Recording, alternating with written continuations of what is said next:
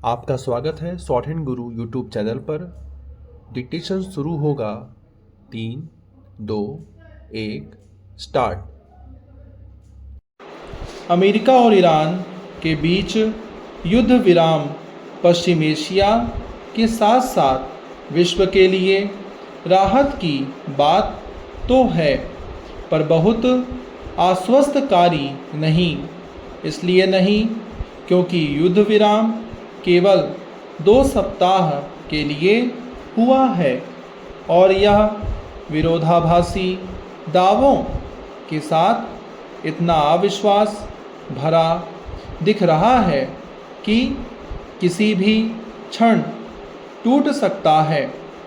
इस नाजुक युद्ध विराम पर सहमति बन जाने की बात सार्वजनिक होने के तत्काल बाद परस्पर हमले बंद नहीं हुए। इस युद्ध विराम का भविष्य बहुत कुछ दोनों पक्षों के बीच होने वाली बातचीत के किसी ठोस नतीजे पर पहुंचने और एक दूसरे के प्रति भरोसा पैदा होने पर ही निर्भर करेगा। इसके आसार कम ही हैं, क्योंकि एक तो इस युद्ध विराम को लेकर अमेरिका और ईरान के दावे एक दूसरे से मेल नहीं खाते और दूसरे जहां ईरानी नेता कह रहे हैं कि संघर्ष विराम की शर्तों में लेबनान पर इजराइल के हमले रुकना भी है, वहीं इजरायली नेता इससे साफ इनकार कर रहे हैं। स्पष्ट है कि युद्ध विराम की घोषणा के बावजूद ऊर्जा संकट से त्रस्त अंतर्राष्ट्रीय समुदाय आशंकित होकर ही चैन की सांस ले सकता है।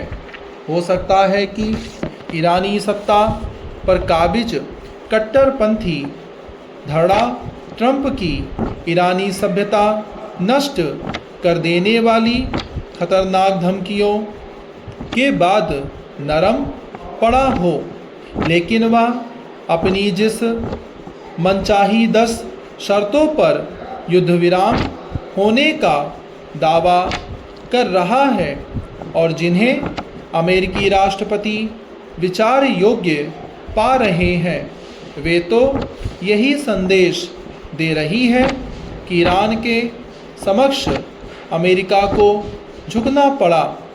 यह संदेश ट्रंप की फजीहत कराने और उनके अंतर्राष्ट्रीय कद को छोटा करने वाला है।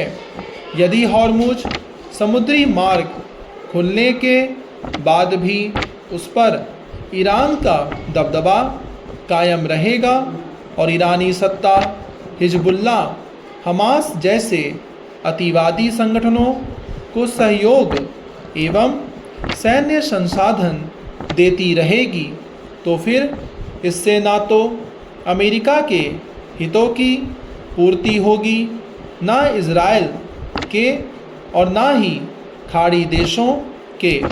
इसकी भी अनदेखी ना की जाए कि ईरान यूरेनियम संवर्धन कार्यक्रम जारी रखने की बात कर रहा है। यदि वास्तव में ऐसा है तो इसका मतलब है कि अमेरिका और ईरान वहीं आकर खड़े हो गए हैं जहां करीब 40 दिन के विनाशकारी घमासान के पहले थे। यदि अमेरिका को ईरान से वार्ता के माध्यम से ही मसले सुलझाने थे, तो फिर उसने फरवरी में जारी बातचीत के बीच इजराइल से मिलकर उस पर चढ़ाई क्यों कर दी और इससे उसे हासिल क्या हुआ।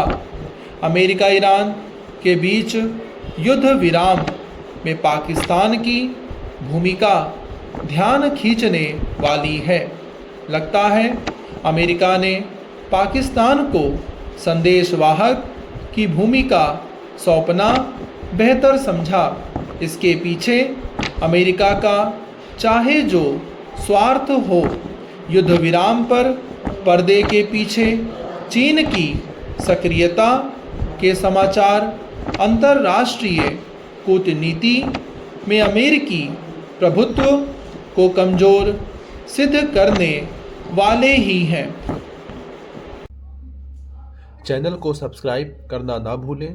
फ्यूचर के डिक्टेशन और लाइव स्टेनो स्किल टेस्ट देने के लिए साथ में लाइक और शेयर जरूर करें वीडियो को।